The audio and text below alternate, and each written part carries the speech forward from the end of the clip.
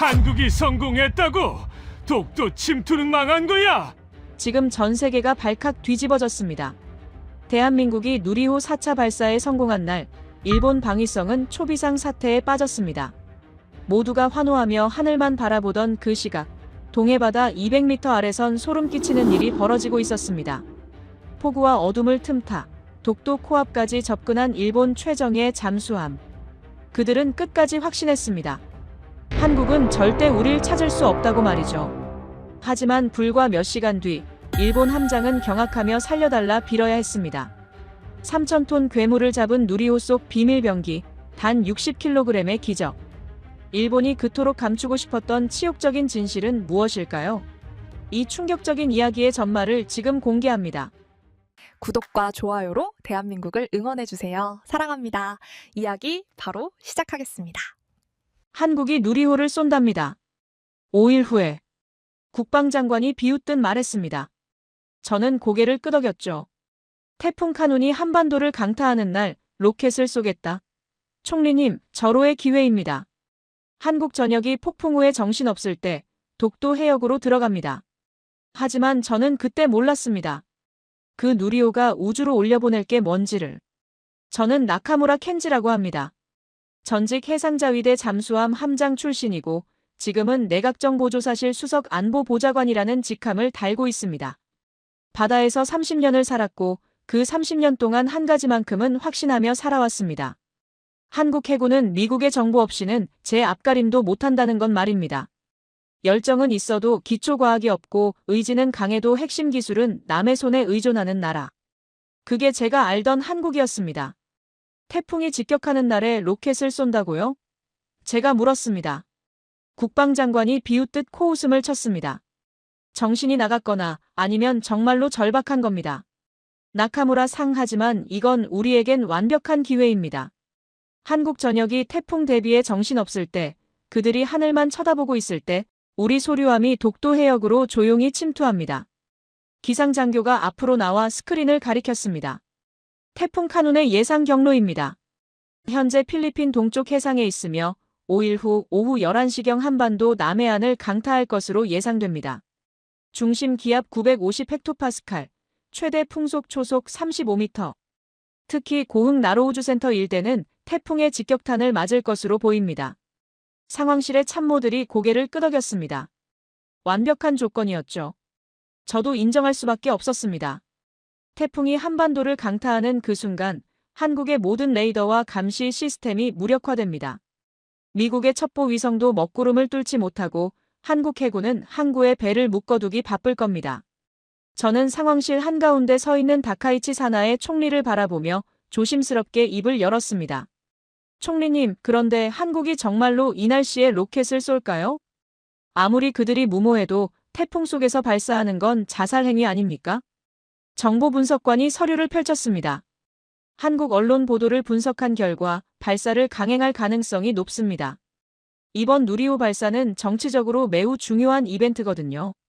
연기하면 대통령 지지율에 타격이 갑니다. 게다가 발사 윈도우가 이번 달 말까지인데 다음 기회는 한 달 뒤입니다. 그럼 실패 확률은요? 기상 조건만 보면 70% 이상입니다. 하지만 분석관이 잠시 말을 멈췄습니다. 한국 사람들은 예측 불가능합니다. 무리수를 두는 게 그들의 특기거든요. 다카이치 총리가 스크린을 응시하며 말했습니다. 좋습니다. 그들이 하늘에서 불꽃놀이를 하든 말든 우리는 바다에 집중합니다. 나카무라 상, 작전 계획을 보고하십시오. 저는 준비해온 자료를 스크린에 띄웠습니다. 작전명 코드 블랙. 소류급 잠수함 한 척이 5일 후 오후 8시에 부산 앞바다를 출항합니다. 태풍이 본격적으로 한반도를 강타하기 3시간 전입니다.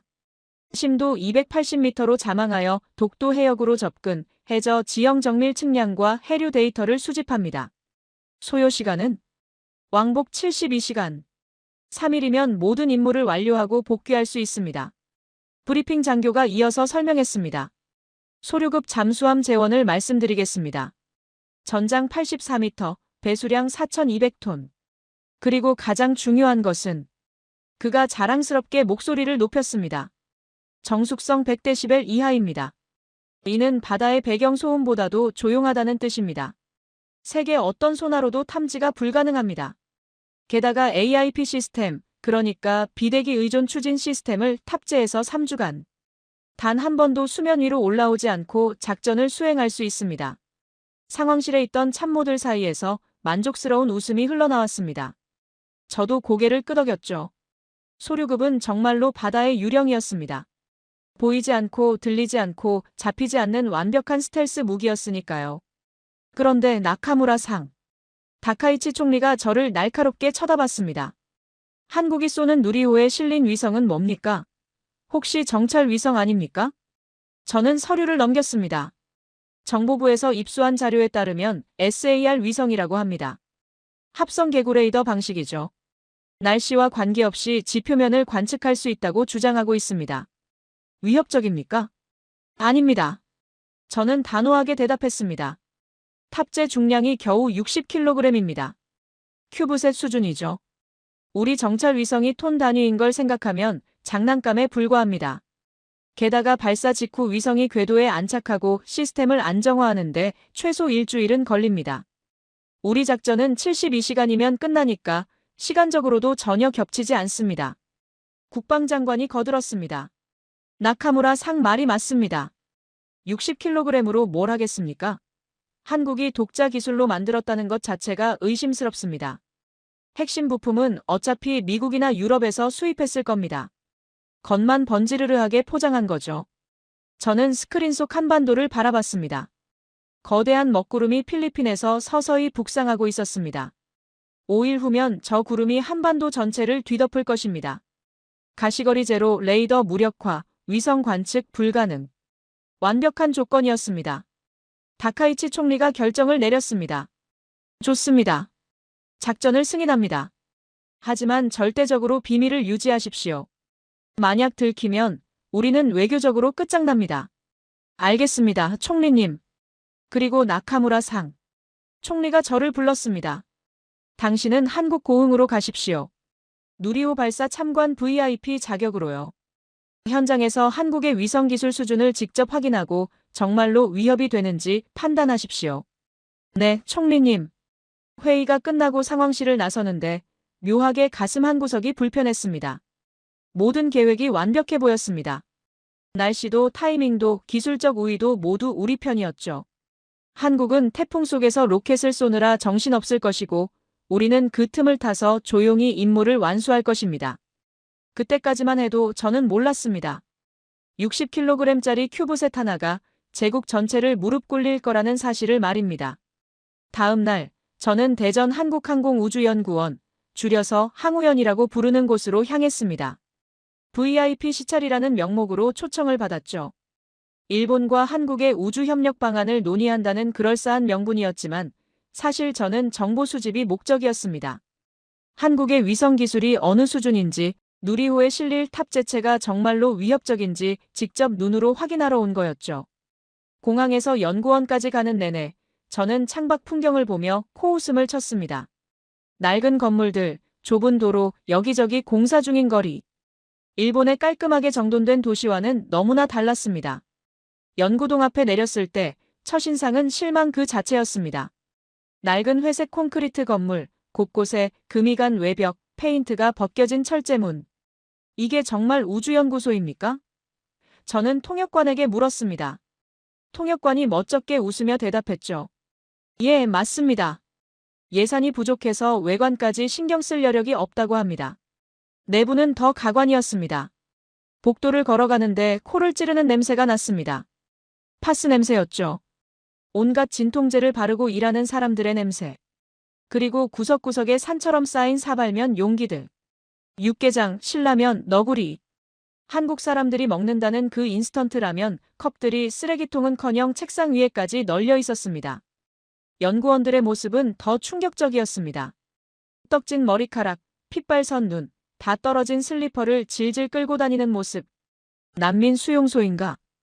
저는 속으로 생각했습니다. 일본의 JAXA 연구원들은 모두 깔끔한 와이셔츠에 넥타이를 메고 다니는데 여기는 도대체 무슨 꼴입니까? 나카무라 씨, 이쪽입니다. 안내를 받아 들어간 회의실. 거기서 저는 한재민 박사를 처음 만났습니다. 58세, KARI 위성개발 총괄 단장이라는 직함을 가진 사람이었죠. 그런데 그 모습이란 낡은 등산복 차림에 며칠은 감지 못한 듯 헝클어진 머리, 손목엔 10,000원짜리 전자시계가 차여 있었습니다. 저는 인사를 하며 악수를 청했습니다. 그런데 한재민 박사가 제 손을 잡기 전에 자기 손을 옷에 슥슥 닦는 겁니다. 마치 손에 뭐가 묻은 것처럼요. 그리고 그때 봤습니다. 그의 오른손 등에 있는 끔찍한 화상 흉터를. 피부가 울퉁불퉁하게 일그러진 보기만 해도 아픈 상처였습니다. 제 시선이 그 흉터에 머물자 한재민 박사가 덤덤하게 말했습니다. 아, 이거요? 몇 년 전 연구실에 불이 났을 때 생긴 겁니다. 데이터 하드디스크를 건지려다가 그랬죠. 내 손은 다시 자라진 않아도 어떻게든 쓸 수 있지만 데이터는 한번 날아가면 다시 못 만드니까요. 그 말을 듣는 순간 등골이 서늘해지는 느낌이었습니다. 이 사람은 정말로 데이터가 자기 손보다 중요하다고 생각하는 겁니까? 저는 애써 표정을 관리하며 자리에 앉았습니다. 브리핑이 시작됐습니다. 한재민 박사가 프레젠테이션 자료를 넘기며 설명했죠. 이번에 누리호에 탑재될 위성은 SAR 위성입니다. 합성 개구레이더 방식이죠. 날씨와 상관없이 지표면을 관측할 수 있습니다. 저는 질문을 던졌습니다. 핵심 부품은 록히드 마틴 겁니까? 아니면 탈레스 겁니까? 당연히 미국이나 유럽. 회사 제품을 쓸 거라고 생각했으니까요. 한재민 박사가 잠시 멈칫하더니 쓴웃음을 지었습니다. 그 친구들이요? 절대 안 판다더군요. 특히 SAR 위성 핵심 기술은 절대 이전 불가 품목입니다. 우리가 아무리 돈을 쌓아놔도 코웃음만 치더라고요. 그럼 어떻게 하셨습니까? 더러워서 우리가 직접 만들었습니다. 한재민 박사의 목소리엔 묘한 도끼가 섞여 있었습니다. 안테나 설계부터 신호 처리 칩까지, 심지어 렌즈 깎는 기계까지 우리가 다 만들었어요. 볼트 하나, 나사 하나도 전부 국산입니다. 저는 속으로 비웃었습니다. 거짓말이겠지. 핵심 부품은 어딘가에서 밀수입했을 거야. 하지만 입으론 다르게 말했죠. 대단하시네요. 그렇게 만든 위성의 성능은 어느 정도입니까? 해상도 50cm 목표입니다. 저는 코웃음을 참지 못했습니다. 일본의 최신 정찰 위성도 1m 해상도인데 한국이 독자 기술로 만든 게 50cm라고요? 말이 됩니까? 박사님, 그건 좀 비현실적인 목표 아닙니까? 한재민 박사가 저를 빤히 쳐다봤습니다. 그 눈빛이 묘하게 차가웠죠.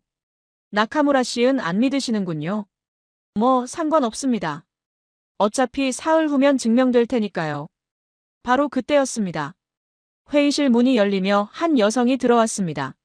30 초반쯤 돼 보이는 얼굴엔 피곤함이 역력한 여성이었죠. 그녀가 서류 뭉치를 한재민 박사에게 건네며 한국어로 뭐라고 말했습니다. 저는 수행원에게 일본어로 중얼거렸습니다. 이런 고물덩어리로 뭘 하겠다는 건지 시간 낭비야. 그 순간이었습니다. 서류를 정리하던 그 여성, 나중에 박민지 연구원이라는 걸 알게 됐지만 그녀가 고개를 들어 저를 똑바로 쳐다봤습니다. 딱 0.5초. 하지만 그 눈빛이 너무나 차갑고 날카로워서 저는 본능적으로 움찔했습니다. 설마 알아들었나? 하지만 그녀는 곧 아무 일도 없었다는 듯 다시 고개를 숙이고 서류를 넘겼습니다. 저는 제 착각이라고 생각했죠. 한국 연구원이 일본어를 할 리가 없다고요. 회의가 끝나고 연구동을 나서는데 복도 구석에서 젊은 연구원 몇 명이 바닥에 주저앉아 라면을 먹고 있었습니다. 새벽 2시가 넘은 시간인데도 불은 환하게 켜져 있었고 컴퓨터 모니터 앞엔 사람들이 빼곡히 앉아 있었습니다. 저 사람들 집에는 안 갑니까? 제가 물었습니다. 통역관이 대답했습니다. 발사일까지 사흘 남았습니다. 이 사람들은 아마 사흘 내내 저기서 먹고 자며 일할 겁니다. 저는 고개를 저었습니다. 미친 사람들이군. 저렇게 무리하면 실수하게 마련이야. 하지만 묘하게도 가슴 한구석이 불편했습니다. 제가 JAXA를 방문했을 때는 모두가 정시 퇴근을 했습니다. 칼퇴근이 당연했죠. 야근? 그런 건 효율성이 떨어진다며 금지됐습니다. 그런데 여기 한국 사람들은 마치 전쟁터에 있는 것처럼 필사적이었습니다. 차를 타고 호텔로 돌아가는 길, 저는 창밖을 보며 생각했습니다. 저들은 왜 저렇게까지 하는 걸까? 60kg짜리 위성 하나 쏘는데 저렇게 목숨을 거는 이유가 뭐지? 하지만 곧 고개를 저었습니다. 어차피 실패할 거야. 저런 식으로 급조한 기술이 제대로 될 리가 없어. 사흘 후면 전 세계가 한국의 실패를 비웃을 거고 나는 그 보고서를 가지고 도쿄로 돌아가면 돼. 저는 그렇게 생각하며 눈을 감았습니다. 하지만 이상하게도 박민지 연구원의 그 차가운 눈빛이 자꾸 떠올랐습니다. 그리고 한재민 박사의 화상 흉터가, 그 지독한 파스 냄새가 바닥에 주저앉아 라면을 먹던 연구원들의 모습이 머릿속에서 지워지지 않았습니다. 발사 당일 아침, 저는 고흥의 한 작은 횟집에 앉아 있었습니다. 나로우주센터에서 차로 10분 거리, 고흥상회라는 간판이 달린 낡은 건물이었죠. 발사 참관을 위해 고흥에 온 외신 기자들과 관계자들로 붐비는 곳이었는데 저는 일부러 이런 허름한 곳을 선택했습니다. 현장의 분위기를 직접 느끼고 싶었거든요. 하지만 분위기는 최악이었습니다. 창문을 깨질 듯이 때리는 빗소리, 천둥소리, 그리고 바람에 날아다니는 간판들. 태풍 카눈이 예상보다 빠르게 북상하고 있었습니다. 횟집 TV에선 기상청 속보가 계속 흘러나왔죠. 남해안 지역 폭풍 경보 발령, 외출 자제 당부. 테이블 한쪽에 앉은 CNN 기자가 비웃듯 말했습니다. 이런 날씨에 로켓을 쏜다고? 미쳤군. 한국은 정말 무리수를 두는 게 특기야. 옆에 있던 NHK 기자가 고개를 끄덕이며 받아쳤죠. 연기 발표가 곧 나올 겁니다. 이미 기사 써놨어요. 한국 누리호, 기상 악화로 발사 연기 불가피. 저도 속으로 동의했습니다. 창밖을 보니 하늘이 온통 새까만 먹구름으로 뒤덮여 있었고 바다는 거대한 파도가 미친 듯이 포효하고 있었습니다. 이런 날씨에 로켓을 쏜다는 건 자살 행위나 다름없었죠. 발사대에 벼락이라도 떨어지면 수천억 원짜리 로켓이 한순간에 폭죽이 됩니다. 손님, 회 나왔습니다. 투박한 목소리가 들려 고개를 드니 허리가 굽은 80대쯤 돼 보이는 노인이 회 접시를 내려놓고 있었습니다. 최 노인이었죠. 주름 가득한 얼굴, 거친 손, 바닷바람에 그을린 피부. 평생을 바다와 함께 살아온 사람의 얼굴이었습니다. 감사합니다. 제가 일본어로 인사하자 최 노인이 잠시 저를 빤히 쳐다봤습니다. 그리곤 어눌한 일본어로 말했죠. 일본 사람이요? 나도 일본말 조금 혀. 어릴 때 배웠어. 저는 놀라서 물었습니다. 어디서 배우셨습니까? 함경도 흥남이요. 거기서 일본 놈들 밑에서 일했지. 최 노인이 쓴웃음을 지었습니다. 근데 그게 좋았던 게 아니라 배워야 밥이라도 얻어먹었으니까 배운 거요. 최 노인은 제 맞은편에 소주 한 병과 잔을 놓더니 허락도 없이 제 앞에 술을 따랐습니다. 그리곤 자기 잔에도 따라 단숨에 들이켰죠. 저는 당황했지만 뭔가 거절하기 어려운 분위기였습니다. 손님, 오늘 로켓 보러 왔지? 최 노인이 물었습니다. 네, 그렇습니다. 근데 이 날씨에 쏠 수 있겠냐? 최 노인의 목소리엔 걱정이 묻어났습니다.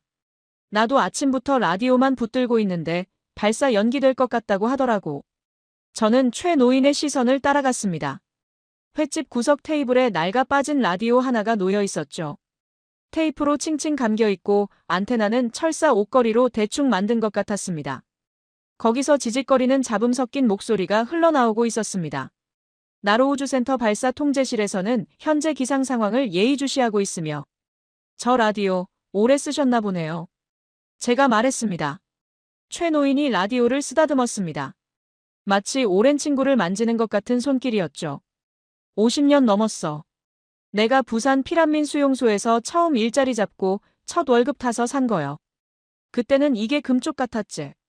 그리고 최 노인은 갑자기 먼 곳을 바라보듯 눈을 가늘게 떴습니다. 나 10살 때였어. 1950년 겨울 흥남 부두에서 미군 배를 탔지. 메러디스 빅토리호라고 화물선이었어.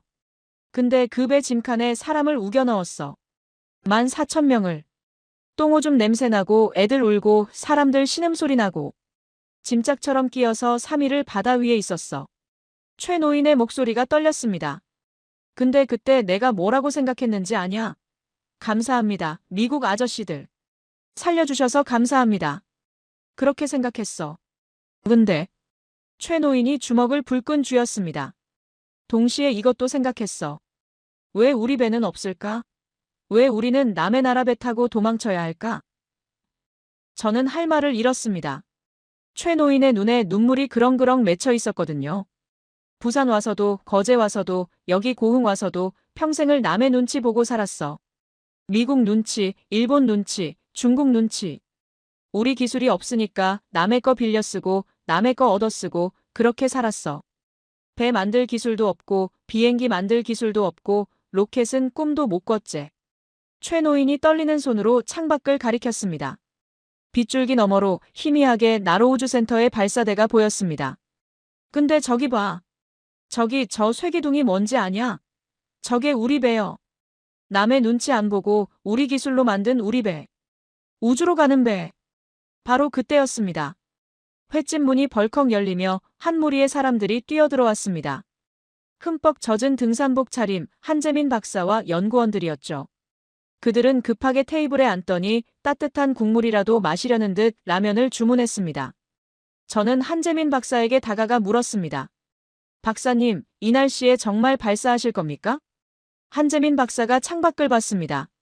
그의 눈엔 뭔가 결연한 것이 있었죠. 모르겠습니다. 솔직히 말해서 지금 기상 모델은 최악입니다. 상층 바람 초속 40m, 낙뢰 확률 80%. 이론적으론 발사 불가능한 조건입니다. 그럼 연기하셔야죠. 근데 말입니다. 한재민 박사가 제 눈을 똑바로 봤습니다. 기상위성 데이터를 보니까 오후 3시쯤 딱 30분 정도 구름이 거칠 것 같습니다. 30분의 발사 윈도우. 그 30분을 놓치면 다음 기회는 한 달 뒤입니다. 30분이요? 그건 너무 위험하지 않습니까? 한재민 박사가 쓴웃음을 지었습니다. 위험하죠. 실패하면 제가 옷 벗고 책임져야 합니다. 근데 그가 최 노인을 봤습니다. 저분 같은 분들이 평생을 기다렸습니다. 우리 기술로 만든 우리 배를 보는 걸 한 달을 더 기다리라고 하기엔 너무 오래 기다리셨어요. 저는 그 말을 듣고 뭔가 가슴이 먹먹해지는 걸 느꼈습니다. 이 사람들은 정말로 미쳤습니다. 30분의 불확실한 기회를 잡으려고 수천억 원을 걸겠다는 겁니까? 일본이었다면 절대 이런 모험은 하지 않았을 겁니다. 오후 2시 30분. 빗줄기가 조금 약해졌습니다. 한재민 박사의 휴대폰이 울렸고 그는 잠시 통화하더니 벌떡 일어났습니다. 갑니다. 구름이 걷히기 시작했습니다. 연구원들이 우르르 일어나 뛰쳐나갔습니다. 저도 따라 나갔죠. 그리고 하늘을 봤습니다. 정말로 기적처럼 새까만 먹구름 사이로 푸른 하늘이 보이기 시작했습니다. 최 노인이 라디오 볼륨을 최대로 올렸습니다. 발사 10분 전. 최종 점검 시작합니다. 그 순간 저는 깨달았습니다. 이 사람들의 절박함이, 이 사람들의 한이 무엇인지를. 10, 9, 8, 7. 나로우주센터 통제실의 카운트다운이 스피커를 통해 울려 퍼졌습니다. 저는 VIP 참관석에 앉아 유리창 너머로 발사대를 바라보고 있었죠. 3km 떨어진 거리였지만 하얀 누리호의 모습이 선명하게 보였습니다. 47.2m 높이의 3단 로켓, 그 꼭대기에 실린 60kg짜리 위성. 3, 2, 1. 점화. 순간 발사대 아래에서 거대한 불기둥이 솟구쳤습니다. 주황색 화염이 사방으로 퍼지며 구름처럼 피어올랐고 곧이어 쿵 하는 저음이 가슴을 울렸습니다. 유리창이 미세하게 떨렸고 저는 본능적으로 의자 팔걸이를 움켜쥐었습니다. 누리호가 천천히, 아주 천천히 떠오르기 시작했습니다. 처음엔 마치 시간이 느리게 가는 것처럼 보였지만 점점 속도가 붙으며 하늘로 솟구쳤죠. 하얀 연기 기둥을 남기며 먹구름을 뚫고 저 푸른 하늘 너머로 사라져갔습니다. 통제실에서 환호성이 터져나왔습니다. 1단 분리 성공. 2단 점화 정상. 페어링 분리 확인. 한재민 박사를 비롯한 연구원들이 서로 껴안으며 울먹였습니다. 어떤 이는 바닥에 주저앉아 손으로 얼굴을 가렸고 어떤 이는 천장을 보며 두 손을 모았습니다. 저는 그 광경을 보며 착잡한 심정이었습니다. 솔직히 말하자면 발사는 성공했습니다. 하지만 그게 전부였죠. 로켓을 쏘아 올리는 건 시작일 뿐이고 진짜 중요한 건 위성이 제대로 작동하느냐는 겁니다. 그리고 저는 알고 있었습니다. 위성이 궤도에 안착한 뒤 자세 제어를 완료하고 각종 시스템을 점검하고 실제로 영상을 보내오기까지는 최소 일주일은 걸린다는 걸요. 저는 슬쩍 휴대폰을 꺼내 도쿄 본부에 암호화된 문자를 보냈습니다. 누리호 발사 성공. 하지만 탑재체 안정화까지 최소 1주 소요 예상. 오늘 밤 작전에 영향 없음. 예정대로 진행 가능. 답장이 즉시 왔습니다. 확인. 코드 블랙 가동. 소류함 현재 심도 280m 진입 중. 저는 휴대폰을 주머니에 넣고 다시 통제실을 바라봤습니다. 연구원들은 여전히 기쁨에 겨워 있었고 한재민 박사는 카메라 앞에서 인터뷰를 하고 있었습니다. 대한민국의 기술로, 대한민국의 손으로 우리가 해냈습니다. 그의 목소리는 떨리고 있었죠. 하지만 저는 알고 있었습니다. 진짜 게임은 지금부터 시작이라는 걸. 그들이 환호하는 동안 우리 잠수함은 조용히 독도 해역을 장악하고 있을 것이고 일주일 뒤 이 위성이 겨우 가동될 쯤이면 우리는 이미 모든 데이터를 수집하고 유유히 빠져나와 있을 겁니다. 그런데 이상한 일이 벌어졌습니다. 발사 2시간 뒤 저는 통제실 한쪽 구석에서 뭔가 수상한 움직임을 목격했습니다. 특별보안구역이라고 쓰인 막 쳐진 공간, 일반 참관객은 접근할 수 없는 곳이었죠. 거기서 갑자기 붉은 경고등이 전멸하기 시작했고 몇몇 연구원들이 급하게 뛰어들어갔습니다. 저는 슬쩍 그쪽으로 다가갔습니다. 경비가 막아섰지만 VIP 패스를 보여주며 잠깐만 보고 싶습니다라고 했죠. 경비가 망설이는 사이 저는 틈새로 내부를 힐끗 봤습니다. 그리고 얼어붙었습니다.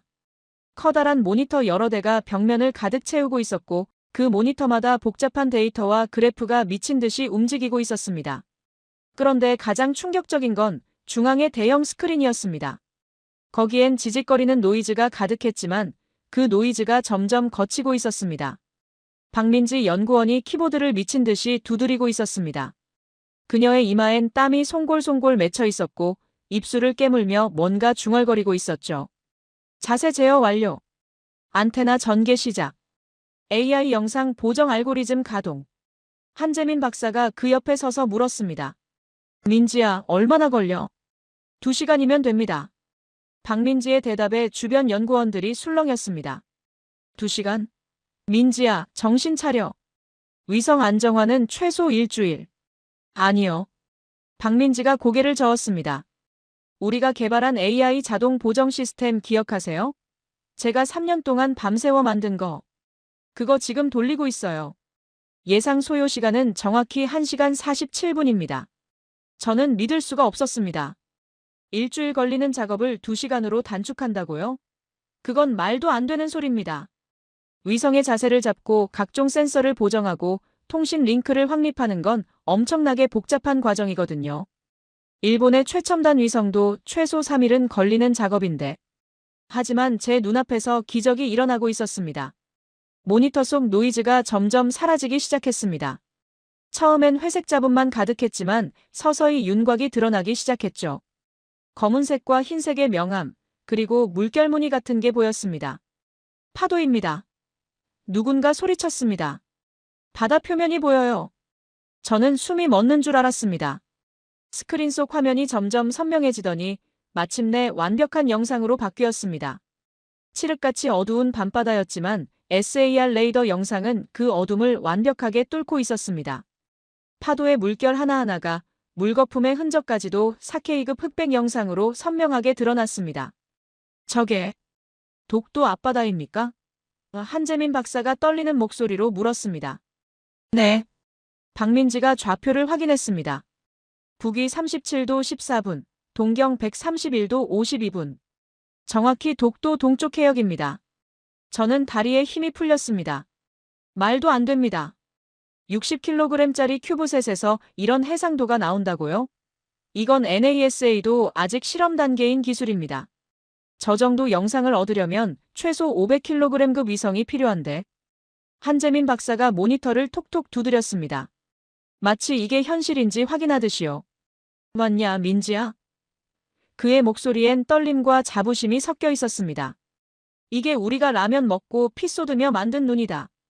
이제 숨바꼭질은 끝났어. 바로 그 순간이었습니다. 스크린 한쪽 구석에 작은 붉은 점이 나타났습니다. 아주 작지만 분명히 움직이고 있었죠. 박민지가 그 부분을 확대했습니다. 화면이 줌인되면서 그 붉은 점의 정체가 드러났습니다. 길쭉한 타원형, 그리고 그 주변으로 미세하게 퍼지는 물결 무늬. 잠수함입니다. 박민지의 목소리가 차갑게 가라앉았습니다. 수중 항행 중인 잠수함의 내부파 신호입니다. 통제실이 순간 얼어붙었습니다. 한재민 박사가 물었습니다. 잠깐, 저거 우리 잠수함인가? 박민지가 고개를 저었습니다. 아니요. 우리 잠수함은 지금 진해 앞바다에 있습니다. 저건. 그녀가 키보드를 두드려 데이터를 불러왔습니다. 스크류 회전 패턴 분석 결과. 칠엽 스크류, 일본 소류급 특징과 일치합니다. 저는 그 순간 모든 게 끝났다는 걸 깨달았습니다. 일본 잠수함이 들켰습니다. 우주에서 60kg짜리 위성이 280m 깊이 바다속을 보고 있었습니다. 해군 작전사령부에 연결해주세요. 한재민 박사의 지시에 통제실이 긴박하게 돌아가기 시작했습니다. 저는 그 광경을 멍하니 지켜볼 수밖에 없었죠. 제가 뭘 할 수 있겠습니까? 지금 제 조국의 잠수함이, 제 동료들이 280m 깊이 바닷속에서 발가벗겨진 채로 노출되고 있는데 말입니다. 박민지 연구원이 특별보안구역 안쪽으로 들어가더니 뭔가 조작을 시작했습니다. 그리고 놀랍게도 스피커 시스템을 켰습니다. 볼륨을 최대로 올리면서요. 저를 향해 한번 쳐다보더니 입꼬리를 살짝 올렸습니다. 마치 잘 들으세요라고 말하는 것 같았죠. 스피커에서 지직거리는 잡음이 흘러나오더니 곧 일본어 음성이 들렸습니다. 제 심장이 얼어붙었습니다. 저건 잠수함 내부 통신이었습니다. 어떻게 저걸 감청하고 있는 겁니까? 손아실, 상황 보고하라. 사토 함장의 목소리였습니다.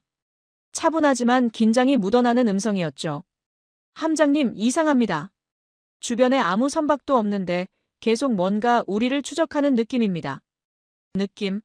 소나병, 정확히 말해. 그게 아닙니다. 능동소나 신호는 전혀 감지되지 않습니다.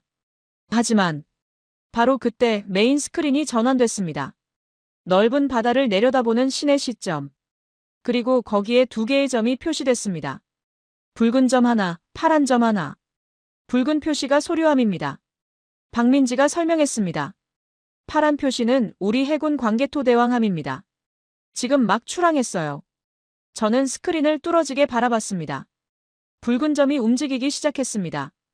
동쪽으로, 그러다 갑자기 남쪽으로 급선회. 사토 함장이 회피 기동을 시작한 겁니다. 하지만 파란 점이 똑같이 따라왔습니다. 마치 줄로 묶여있는 것처럼 정확하게 같은 궤적을 그리며 추적했죠.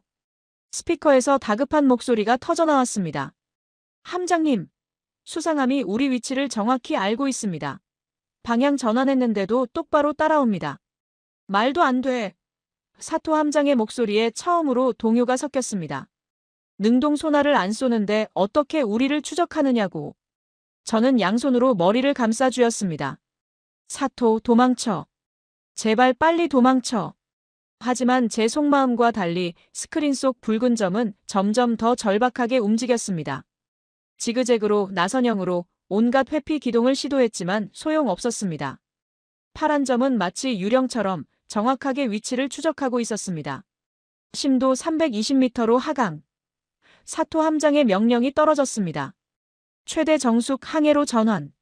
더 깊이 잠수하면 추적을 따돌릴 수 있다고 판단한 거죠. 소류급의 최대 자망 심도는 500m가 넘습니다. 320m면 대부분의 소나가 탐지하기 어려운 깊이입니다. 하지만 스크린 속 붉은 점은 여전히 선명했습니다. 심지어 더 밝게 빛나는 것 같았죠. 박민지가 설명했습니다. 심도가 깊어질수록 내부파 신호가 더 강해집니다. 밀도 높은 심해수를 가를 때 생기는 물결 무늬가 더 뚜렷해지거든요. 내부파. 저는 중얼거렸습니다. 그리고 순간 깨달았습니다. 소리가 아니야. 저들은 소리로 추적하는 게 아니야. 잠수함이 물속을 움직일 때 수면 아래에선 보이지 않지만 수면 위로는 아주 미세한 물결이 생깁니다. 내부파라고 부르는 현상이죠. 너무나 미세해서 육안으로는 절대 볼 수 없고 일반 레이더로도 잡히지 않습니다. 하지만 SAR 위성의 정밀한 레이더는 그 미세한 물결까지도 우주에서 읽어내고 있었습니다. 우린 발가벗겨졌어. 저는 중얼거렸습니다. 완전히 발가벗겨진 거야. 스피커에서 비명 같은 소리가 들렸습니다. 함장님, 저들이 우리 정확한 위치를 알고 있습니다. 어떻게 이럴 수가 있습니까? 귀신입니다. 귀신이에요. 뭔가 깨지는 소리가 들렸습니다. 사토 함장이 들고 있던 커피잔이 바닥에 떨어진 모양이었죠. 침착해. 사토의 목소리가 떨리고 있었습니다. 침착하라고. 우린 제국 해군이다. 이까짓. 하지만 그의 목소리는 더 이상 설득력이 없었습니다. 저는 알 수 있었습니다. 저 깊은 바닷속, 어둠 속에서 사토와 승조원들이 얼마나 공포에 떨고 있을지를요. 바로 그때 한국 해군의 무선 통신이 잠수함으로 송신됐습니다. 스피커를 통해 또렷하게 들렸죠. 소류급 잠수함, 들리는가? 여기는 대한민국 해군 광개토대왕함이다. 귀함은 현재 대한민국 영해를 무단 침범하고 있다. 즉시 부상하여 국적을 밝히고 항복하라. 잠수함 안이 순간 조용해졌습니다. 30초간의 침묵. 그리고 사토 함장이 떨리는 목소리로 말했습니다. 무시하라. 계속 남진한다. 저들이 우릴 정확히 추적한다는 증거가 없다. 어쩌면 블러핑일지도. 하지만 그의 말이 끝나기도 전에 다시 한국 해군의 통신이 들어왔습니다. 이번엔 일본어였습니다. 그리고 그 목소리의 주인공은 박민지였습니다. 소류함, 들리나? 그녀의 일본어는 완벽했습니다. 도쿄 표준어, 그것도 아주 차갑고 정확한 발음이었죠. 여기는 대한민국 KARI, 한국항공우주연구원이다. 너희 현재 위치 북위 37도 14분 22.5초, 동경 131도 52분 18.2초, 심도 320m, 현재 속도 5노트, 침로 185도. 저는 온몸에 소름이 돋았습니다. 소수점 이하 한 자리까지 정확한 좌표. 저 정밀도면 미사일을 잠수함의 해치구멍에 정확히 꽂아 넣을 수 있습니다. 잠수함 안에서 누군가 흐느끼는 소리가 들렸습니다. 젊은 승조원인 것 같았죠. 우리 어떡해요. 저들이 다 알고 있어요. 사토 함장이 숨을 크게 들이마셨습니다. 저는 그 소리를 듣고 가슴이 무너지는 걸 느꼈습니다. 30년 바다에서 함께한 동료, 제가 잠수함. 학교에서 직접 가르쳤던 후배가 지금 저 깊은 바닷속에서 무너지고 있었습니다. 박민지가 다시 말했습니다. 이번엔 목소리에 뭔가 다른 감정이 섞여 있었습니다. 분노? 아니면 슬픔? 20년 전 너희 순시선이 밀어버린 그 배에 내 아버지가 타고 있었어. 독도 앞바다에서. 그때 너희는 안개 때문에 못 봤다고 변명했지? 박민지의 눈에서 눈물 한 방울이 떨어졌습니다. 하지만 그녀의 목소리는 전혀 떨리지 않았습니다. 더 이상 그런 변명은 안 통할 거야. 우린 이제 안개 속에서도, 폭풍 속에서도, 심지어 깊은 바다속까지도 너희 숨소리를 다 보고 있으니까. 너희가 숨을 쉴 때마다, 심장이 뛸 때마다 우린 다 알아. 이제 이 바다에서 숨바꼭질은 끝났어. 스크린 속 붉은 점이 멈췄습니다. 완전히 정지했죠. 사토 함장이 항복한 겁니다. 더 이상 도망칠 곳이 없다는 걸, 이미 모든 게 끝났다는 걸 깨달은 거죠. 저는 의자에 주저앉았습니다. 다리에 힘이 하나도 없었습니다. 제국 해군의 자존심, 세계 최고 수준이라 자랑하던 소류급 잠수함이 60kg짜리 위성 하나한테 완벽하게 무릎을 꿇었습니다. 저는 급히 통제실을 빠져나와 복도 구석으로 갔습니다. 손이 떨려서 휴대폰을 제대로 잡기도 힘들었지만 어떻게든 도쿄 본부에 연락을 해야 했습니다. 암호화 라인으로 연결하려는데 휴대폰이 먼저 울렸습니다. 다카이치 총리였습니다. 나카무라 씨, 지금 무슨 일입니까? 사토 함장이 연락이 두절됐어요. 저는 목소리를 낮췄습니다. 총리님, 들켰습니다. 한국 위성이 우리 잠수함을 완벽하게 추적하고 있습니다. 소수점 이하까지 정확한 좌표를 알고 있어요. 전화기 너머로 뭔가 넘어지는 소리가 들렸습니다. 뭐라고요? 그게 무슨 60kg짜리 큐브셋이 어떻게 280m 심해를 봅니까? 저도 믿고 싶지 않지만 제 눈으로 직접 봤습니다. 내부파 추적입니다. SAR 위성이 수면의 미세한 물결까지 읽어내고 있어요. 이건 우리가 상상했던 기술 수준을 훨씬 뛰어넘습니다. 30초간의 침묵이 흘렀습니다. 그리고 다카이치 총리의 목소리가 차갑게 변했습니다. 절대 인정하지 마세요. 이건 우발적 사고입니다. 기계 오작동으로 인한 경로 이탈이에요. 알겠어요? 하지만 총리님, 저들이 모든 증거를. 증거요? 나카무라 씨, 한국이 무슨 기술로 우리 잠수함을 식별합니까? 위성 영상 하나 가지고. 그게 정말 우리 잠수함이라는 증거가 있습니까? 총리의 목소리엔 오만함이 묻어났습니다. 끝까지 부인하세요. 우리는 아무것도 인정하지 않습니다. 전화가 끊겼습니다. 저는 벽에 기댄 채 눈을 감았습니다. 끝까지 부인한다. 하지만 저는 알고 있었습니다. 그게 얼마나 어리석은 판단인지를요. 1시간 후 긴급 화상회의가 소집됐습니다. 대한민국 청와대 벙커와 일본 총리 관저, 그리고 미국 백악관 상황실이 연결된 3자 회담이었죠. 저는 도쿄 측 참모로 화상회의에 참석했습니다. 스크린에 이재명 대통령이 나타났습니다. 그의 표정은 차분했지만 눈빛만은 날카로웠습니다. 다카이치 총리가 먼저 입을 열었습니다. 대통령님, 이건 명백한 오해입니다. 우리 잠수함은 정기훈련 중 기계 고장으로 인해 경로를 이탈했을 뿐입니다. 의도적인 영해 침범이 절대 아닙니다. 이재명 대통령이 미소를 지었습니다. 하지만 그 미소엔 온기가 전혀 없었죠. 총리님, 거짓말하실 시간 30분 드리겠습니다. 일본 국민들한테는 그렇게 말씀하셔도 되겠지만 우리한테는 거짓말 못하십니다. 무슨 말씀입니까? 증거라도 있습니까? 이재명 대통령이 버튼을 눌렀습니다. 순간 화면이 전환되며 SAR 위성 영상이 떴습니다. 4K 화질의 흑백 영상, 거기엔 잠수함의 윤곽이 너무나 선명하게 드러나 있었습니다. 그리고 그 옆에 또 다른 데이터가 표시됐습니다. 음향 지문 분석 결과였습니다. 총리님, 이게 뭔지 아십니까? 이재명 대통령의 목소리가 차갑게 가라앉았습니다. 스크류 음문 데이터입니다. 잠수함마다 고유한 소리 지문이 있죠. 스크류 날개 개수, 회전 속도, 심지어 미세한 결함까지도 소리로 식별할 수 있습니다. 여기 보시면 칠엽 스크류, 소류급 3번함 특유의 2번 날개 마모 패턴까지 일치합니다. 다카이치 총리의 얼굴이 하얗게 질렸습니다. 저도 마찬가지였죠. 저들이 음향 지문까지 수집했다는 겁니까? 언제? 어떻게?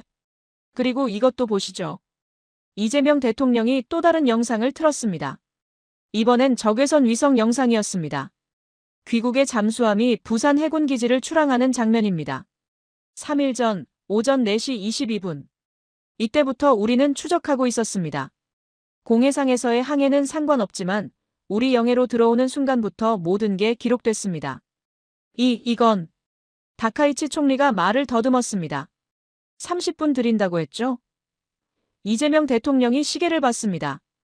이제 28분 남았습니다. 그 시간 안에 부상 명령을 내리시든지 아니면 우리가 직접 조치를 취하든지 선택하십시오. 참고로 말씀드리면 우리 해군 구축함은 지금 귀국 잠수함 정확히 위에 떠 있습니다. 대함 미사일 조준 완료 상태입니다. 다카이치 총리가 급하게 말했습니다. 잠깐! 미국에 확인해야 합니다. 이건 한미일 동맹 차원의 문제입니다. 바로 그때 화면에 미국 국무장관이 나타났습니다. 하지만 그의 표정은 차갑기 그지없었습니다. 다카이치 총리. 미국 국무장관이 서류를 보며 말했습니다. 방금 한국 정부로부터 받은 데이터를 검토했습니다. CIA와 국방부 분석관들이 모두 확인했습니다. 이건 솔직히 말해서 우리도 충격입니다. 한국의 SAR 위성 해상도가 이 정도일 줄은 몰랐습니다. 그럼 우리를 도와주실 수 있습니까? 유감스럽지만 이번엔 도와드릴 명분이 없습니다. 국무장관이 고개를 저었습니다. 한국이 제시한 증거는 완벽합니다. 위성 영상, 음향 데이터, 항해 기록, 모든 게 일치합니다. 게다가 그가 잠시 말을 멈췄습니다. 솔직히 말하자면 우리도 한국의 이 기술력에 놀랐습니다. 이 정도 해상도의 소형 SAR 위성은 우리 국방부도 탐내는 기술입니다. 이번 일로 한국과의 관계를 망칠 순 없습니다. 저는 그 말을 듣고 모든 게 끝났다는 걸 깨달았습니다. 미국이 손을 떼었습니다. 우리를 버린 겁니다. 그리고 더 충격적인 보고가 들어왔습니다. 중국과 러시아의 반응이었습니다. 총리님, 베이징 중난하이에서 긴급 성명을 발표했습니다. 외무장관이 떨리는 목소리로 보고했습니다.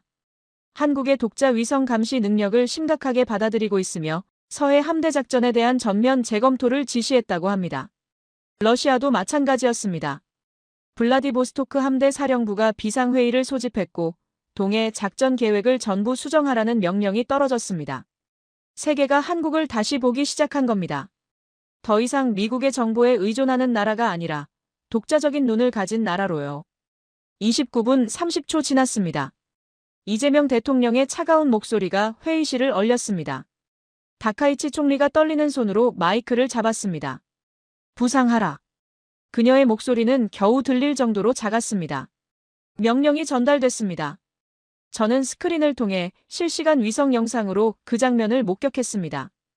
독도 앞바다, 폭풍이 지나가고 난 뒤에 거친 파도 위로 거대한 검은 물체가 천천히 솟아올랐습니다. 소류급 잠수함. 일본 해상자위대의 자랑, 바다의 유령이라 불리던 그 잠수함이 한국 해군 광개토대왕함. 바로 옆에서 초라하게 부상했습니다. 태극기가 바람에 휘날리는 구축함 옆에서 일장기도 개양하지 못한 채 패배자의 모습으로 떠올랐습니다. 저는 눈을 질끈 감았습니다. 30년 바다에서 살며 쌓아온 자부심이, 제국 해군의 명예가 한순간에 무너지는 소리가 들리는 것 같았습니다. 화상회의 스크린 속 이재명 대통령이 마지막으로 말했습니다. 총리님, 오늘 이후로 기억하십시오. 이 바다는 더 이상 안개나 폭풍으로 숨을 수 있는 곳이 아닙니다. 우리가 지켜보고 있습니다. 항상. 화면이 꺼졌습니다. 회의실엔 무거운 침묵만이 남았습니다. 다카이치 총리는 의자에 주저앉아 고개를 떨구고 있었고 저는 그저 멍하니 창밖을 바라볼 수밖에 없었습니다. 제국이 무릎 꿇었습니다. 60kg짜리 위성 하나에. 사건이 터진 지 12시간 만에 전 세계 언론이 움직이기 시작했습니다. 저는 도쿄의 호텔방에서 노트북을 켜고 각국 뉴스를 검색했습니다. CNN, BBC, 알자지라, 프랑스 24 모든 주요 언론사가 이 사건을 톱뉴스로 다루고 있었죠. CNN 속보가 제일 먼저 눈에 들어왔습니다. 60kg의 기적. 한국 소형 위성으로 잠수함 추적 성공, 해양 감시의 게임 체인저로 등극. 앵커가 흥분된 목소리로 말했습니다. 이건 단순한 기술 성공이 아닙니다. 한국이 세계 해양 안보의 판도를 바꿔놓았습니다. 60kg짜리 소형 위성으로 수백 미터 심해의 잠수함을 추적했다는 건 기존의 모든 군사 상식을 뒤집는 겁니다. BBC도 마찬가지였습니다. 한국, 제3의 눈을 뜨다. 미국과 유럽이 기술 이전을 거부한 그 나라가 스스로 독자 기술로 세계 최고 수준의 SAR 위성을 개발했습니다. 리포터가 나로우주센터 앞에서 리포트를 하고 있었죠. 이곳 연구원들은 라면으로 끼니를 때우며 밤을 새워가며 이 기술을 개발했습니다. 서방 세계가 불가능하다고 했던 그 기술을요. 군사 전문가들의 분석이 이어졌습니다. 미국 국방대학 교수가 화상 인터뷰에서 말했습니다. 이건 다윗이 골리앗의 눈을 찌른 겁니다. 한국의 초소형 위성 군집 전술, 이 개념은 현대 해전의 교과서를 완전히 다시 쓰게 만들 겁니다. 앞으로 모든 나라가 한국의 이 기술을 따라하려고 할 겁니다. 프랑스 르몽드는 더 직설적이었습니다. 한국의 복수, 20세기 내내 식민지와 전쟁으로 고통받던 나라가 21세기엔 기술로 세계를 놀라게 하다. 사설에는 이런 문장이 있었죠. 한국은 아무도 주지 않으면 스스로 만드는 나라다. 그들의 한은 분노가 아니라 창조의 에너지로 변했다. 저는 노트북을 덮고 창밖을 내다봤습니다. 도쿄 시부야의 거리, 거대한 전광판에서 NHK 뉴스가 흘러나오고 있었습니다. 하지만 일본 언론의 논조는 달랐습니다. 처음엔 사건을 축소하려 했죠. 잠수함 기계 고장으로 일시적 경로 이탈, 한국에 과장된 발표 같은 헤드라인들이었습니다. 하지만 한국 정부가 위성 영상과 음향 데이터를 전격 공개하자 분위기가 180도 바뀌었습니다. 일본 언론들도 더 이상 사실을 부인할 수 없게 됐죠. 제 휴대폰이 울렸습니다. 일본 공영방송 NHK에서 온 인터뷰 요청이었습니다. 저는 한참을 고민했습니다. 침묵할 것인가 아니면 진실을 말할 것인가. 30년 바다에서 쌓아온 제 경력과 명예가 걸린 문제였습니다. 하지만 저는 결심했습니다. 더 이상 거짓말은 하고 싶지 않았습니다. 다음 날 저녁, 저는 NHK 생방송 뉴스에 출연했습니다. 앵커가 물었습니다. 나카무라 씨 현장에 계셨다고 들었습니다. 정말로 한국의 위성이 우리 잠수함을 추적했습니까? 저는 잠시 침묵했습니다. 카메라를 똑바로 바라보며 천천히 입을 열었죠. 네, 사실입니다. 저는 제 눈으로 직접 봤습니다. 한국의 SAR 위성은 280m 심해에 있는 우리 잠수함의 위치를 소수점 이하까지 정확하게 추적했습니다. 이건 과장이 아니고 한국의 선전도 아닙니다. 엄연한 사실입니다. 스튜디오가 순간 얼어붙었습니다. 앵커가 당황한 표정으로 물었습니다. 하지만 정부에서는 기계 고장이라고. 거짓말입니다. 저는 단호하게 말했습니다. 우리는 의도적으로 독도 해역에 침투했고 한국의 위성에 적발됐습니다. 그리고 완벽하게 패배했습니다. 이 사실을 인정하지 않는 건 국민들을 기만하는 겁니다. 방송이 나간 뒤 일본 열도가 충격에 휩싸였습니다. SNS가 폭발했죠. 나카무라가 배신자다. 매국노를 처벌하라. 같은 극우 세력의 비난도 있었지만 더 많은 사람들은 다른 반응을 보였습니다. 도쿄 시부야 전광판 앞에 모인 시민들의 인터뷰가 뉴스에 나왔습니다. 30대 직장인이 말했죠. 정부는 지금까지 한국이 약하다고 기술력이 없다고 거짓말을 해왔습니다. 하지만 진실은 달랐어요. 우리가 자만하는 사이에 한국은 우리 머리 꼭대기까지 올라와 있었던 겁니다. 50대 주부도 탄식했습니다. 부끄럽습니다. 우리가 과거의 영광에만 취해 있는 동안 한국은 미래를 준비하고 있었어요. 이제 우리가 배워야 할 때입니다. 가장 인상적이었던 건 일본 우익 세력의 반응이었습니다. 평소 같으면 인터넷에서 난리를 쳤을 그들이 이번엔 완전히 침묵했습니다. 선명한 위성사진, 정확한 좌표 데이터, 음향 지문 분석 결과. 그 압도적인 증거 앞에서는 아무런 반박도 할 수 없었던 거죠. 한 네두익이 익명 게시판에 이렇게 썼습니다. 분하지만 인정할 수밖에 없다. 우리가 졌다. 그 짧은 문장에 수만 개의 공감이 달렸습니다. 일본 내각도 흔들렸습니다. 야당이 다카이치 총리의 퇴진을 요구했고 여당 내에서조차 비판의 목소리가 나왔습니다. 무리한 작전으로 국가 신뢰를 추락시켰다. 한국의 기술력을 과소평가한 정보 실패라는 비난이 쏟아졌죠. 저는 총리실로부터 해임 통보를 받았습니다. 예상했던 일이었습니다. 하지만 후회는 없었습니다. 저는 제 양심을 지켰고 진실을 말했으니까요. 짐을 싸며 사무실을 정리하는데 책상 서랍 깊숙한 곳에서 뭔가 반짝이는 게 보였습니다. 한재민 박사와 악수했을 때 그가 건네준 명함이었습니다. 구겨지고 낡았지만 거기엔 이런 문구가 손글씨로 적혀 있었습니다. 우리가 만드는 건 위성이 아니라 자존심입니다. 저는 그 명함을 한참 바라봤습니다. 그리고 깨달았습니다. 제가 진 건 기술 경쟁이 아니었습니다. 간절함의 싸움에서 진 겁니다. 일본은 과거의 영광에 취해 샴페인을 마셨지만 한국은 독을 삼키며 미래를 준비했습니다. 창밖으로 도쿄타워가 보였습니다. 여전히 화려하게 빛나고 있었지만 이상하게도 그 빛이 예전 같지 않았습니다. 아니, 변한 건 도쿄타워가 아니라 제 눈이었죠. 저는 이제 다른 것을 보게 됐습니다. 겉으로 드러나는 화려함이 아니라 그 안에 숨어있는 진짜 힘을요. 휴대폰에 뉴스 알림이 떴습니다. 한국 5호기 위성 발사 준비 중. 내년 추가 발사 계획. 그리고 그 아래 댓글들이 보였습니다. 일본 네티즌들의 반응이었죠. 이제 시작이구나. 우리는 잠들어 있었다. 한국을 다시 봐야 한다. 저는 노트북을 닫고 짐을 들었습니다. 그리고 마지막으로 사무실을 한 바퀴 돌아봤습니다. 30년 동안 제가 몸담았던 이곳, 제국의 안보를 책임진다고 자부했던 이곳에서 저는 가장 중요한 교훈을 배웠습니다. 오만은 언젠가 대가를 치른다는 것. 그리고 진짜 강함은 크기나 무게가 아니라 간절함에서 나온다는 것을요. 저는 문을 닫고 복도를 걸어 나왔습니다. 엘리베이터를 기다리며 손목에 롤렉스 시계를 봤습니다. 수천만 원짜리 명품. 하지만 이제 그 시계가 초라하게만 느껴졌습니다. 한재민 박사의 10,000원짜리 전자시계가 박민지 연구원의 떡진. 머리카락이 최노인의 테이프로 감긴 라디오가 훨씬 더 가치 있어 보였습니다. 왜냐하면 그것들은 진짜를 담고 있었으니까요. 발사 후 이틀이 지났습니다. 저는 다시 고흥에 있었습니다. 이번엔 도망치듯 온 게 아니라 제 발로 찾아온 거였죠. 일본 정부에 사표를 제출한 뒤 저는 꼭 다시 와야겠다고 생각했습니다. 제가 목격한 기적의 현장으로요. 나로우주센터 정문 앞은 완전히 달라져 있었습니다. 전 세계에서 몰려든 취재진들로 북적거렸죠. CNN, BBC, 알자지라는 물론이고 심지어 중국 CCTV와 러시아 RT까지 와 있었습니다. 카메라 수십 대가 발사대를 향하고 있었고 각국 언어로 중계하는 리포터들의 목소리가 뒤섞여 들렸습니다. 경비원이 저를 알아봤습니다. 아, 나카무라 씨. TV에서 봤습니다. 용기 있는 분이십니다. 그가 깊이 고개를 숙였습니다. 진실을 말씀해 주셔서 감사합니다.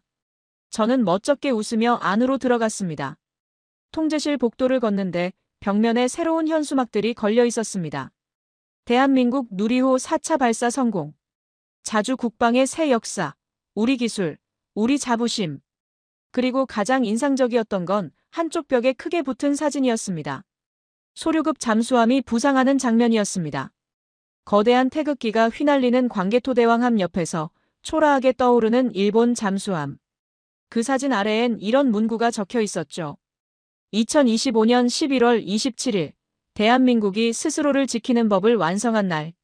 저는 그 사진을 한참 바라봤습니다. 가슴이 뭉클했습니다. 부끄러움과 경외심이 뒤섞인 묘한 감정이었죠. 나카무라 씨. 뒤에서 목소리가 들렸습니다. 한재민 박사였습니다. 여전히 낡은 등산복 차림이었지만 얼굴엔 생기가 넘쳤습니다. 다시 오실 줄 알았습니다. 어서 오십시오. 박사님, 요즘 정신 없으시겠습니다. 한재민 박사가 피곤한 듯 눈을 비볐습니다. 정신없다는 말로는 부족하죠. 하루에 각국 정부에서 오는 기술 협력 제안만 50건이 넘습니다. 미국 NASA, 유럽 ESA는 물론이고 인도, 터키, 브라질, 심지어 중동 국가들까지 줄을 서고 있어요. 다들 뭘 원합니까? 우리 SAR 위성 기술이죠. 특히 소형화 기술과 AI 영상 처리 알고리즘을. 한재민 박사가 씁쓸하게 웃었습니다. 3년 전만 해도 로키드 마틴이 우리 돈을 쌓아놔도 안 판다고 했는데 이제는 그 친구들이 우리한테 같이 개발하자고 난리예요. 세상 참 재미있죠? 박민지 연구원이 우리를 보고 손을 흔들었습니다. 그녀의 얼굴엔 2주 전에 피곤함이 많이 가셨고 뭔가 평온한 표정이었습니다. 나카무라 씨, 또 오셨네요. 일본은 요즘 어떻습니까? 난리죠. 저는 솔직하게 대답했습니다. 다카이치 총리는 사임을 고려 중이고 방위성 장관도 교체됐습니다. 그리고 저는 잠시 말을 멈췄습니다. 일본 국민들이 한국을 완전히 다시 보기 시작했습니다. 서점가는 한국 관련 서적 일색이고 대학에선 한국학 전공 지원자가 폭증했어요. 박민지가 고개를 끄덕였습니다. 당연하죠. 이제 우리를 무시할 수 없으니까요. 바로 그때 통제실 대형 스크린에 뉴스가 떴습니다. 프랑스 마크롱 대통령의 기자회견이었습니다. 한국의 SAR 위성 기술은 유럽도 배워야 할 혁신입니다. 우리는 한국과의 우주 협력을 대폭 확대할 것입니다. 이어서 미국 국방부 대변인의 발표가 나왔습니다. 한국의 소형 위성 군집 전술은 21세기 해양 안보의 새로운 패러다임입니다. 미국은 한국과 긴밀히 협력하여 이 기술을 발전시킬 것입니다. 심지어 중국도 마찬가지였습니다. 중국 국방부 대변인이 기자회견에서 말했습니다. 한국의 독자적 기술 개발 능력을 존중합니다. 동북아 평화를 위해 한국과의 대화를 확대하겠습니다. 이건 사실상 한국을 경계하겠다는 뜻이었죠. 한재민 박사가 스크린을 보며 말했습니다. 재미있는 건요, 우리가 원했던 게 바로 이겁니다. 존중받는 것. 우리 기술로, 우리 힘으로 당당하게 서는 것. 저는 고개를 끄덕였습니다. 박사님, 그런데 궁금한 게 있습니다. 5호기, 6호기. 계속 쏘신다고요? 당연하죠. 박민지가 노트북을 열어 보여줬습니다. 그러면 한반도 주변 바다 전체를 15분 간격으로 실시간 감시할 수 있어요. 그 누구도 어떤 잠수함도 우리 몰래는 못 움직입니다. 최노인 횟집에 들르실 겁니까? 한재민 박사가 물었습니다. 네, 꼭 가보려고요. 그럼 같이 갑시다. 저도 인사드려야 하거든요. 우리는 차를 타고 횟집으로 향했습니다. 가는 길에 본 고흥의 풍경이 달라져 있었습니다. 곳곳에 대한민국 만세, 자랑스러운 누리호 같은 플래카드가 걸려 있었고 상점마다 태극기가 펄럭이고 있었습니다. 횟집에 도착하니 최 노인이 문 앞에서 우리를 기다리고 있었습니다.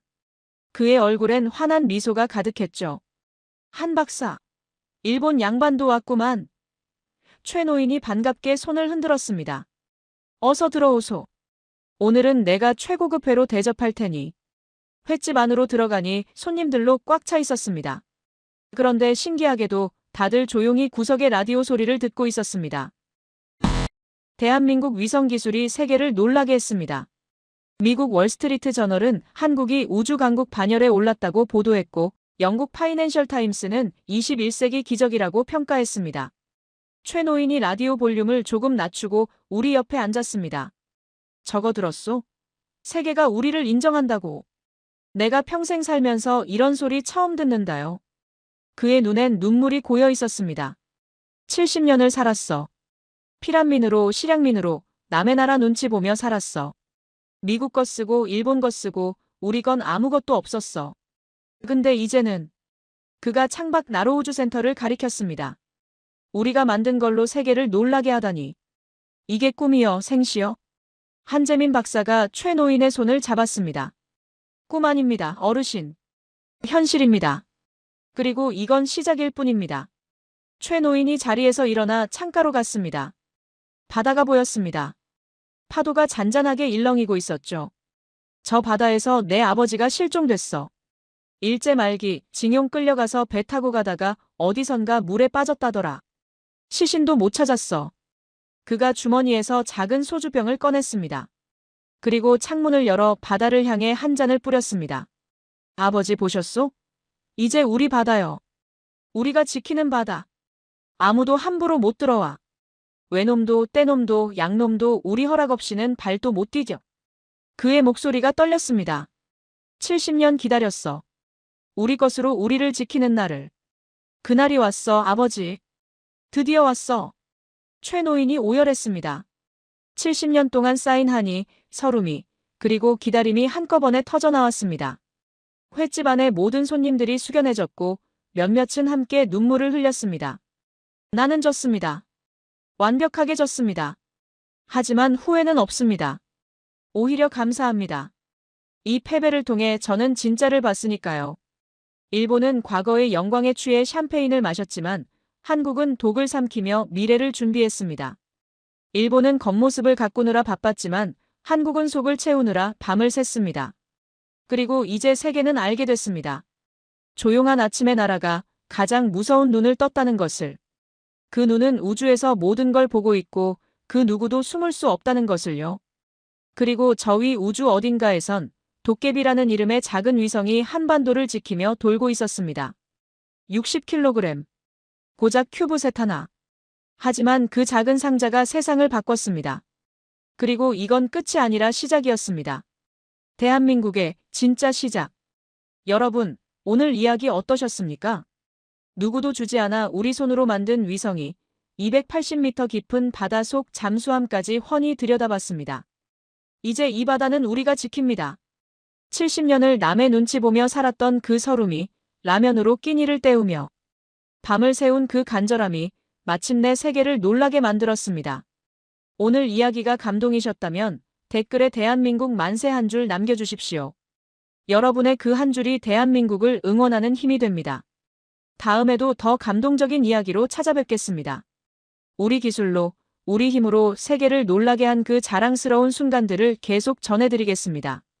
감동방송 TV였습니다.